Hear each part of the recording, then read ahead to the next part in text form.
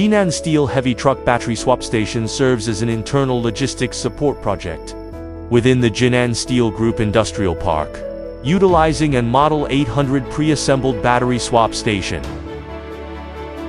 Once put into service, the electric heavy truck switches from 15-minute charging to 5-minute battery swapping.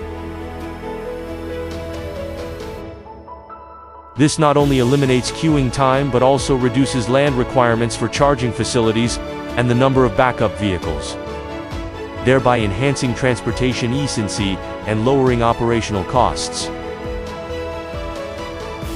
Powered entirely by direct photovoltaic supply, the station achieves truly zero-carbon transportation from the energy supply end, creating favorable conditions for Jinnan Steel Group's environmental compliance.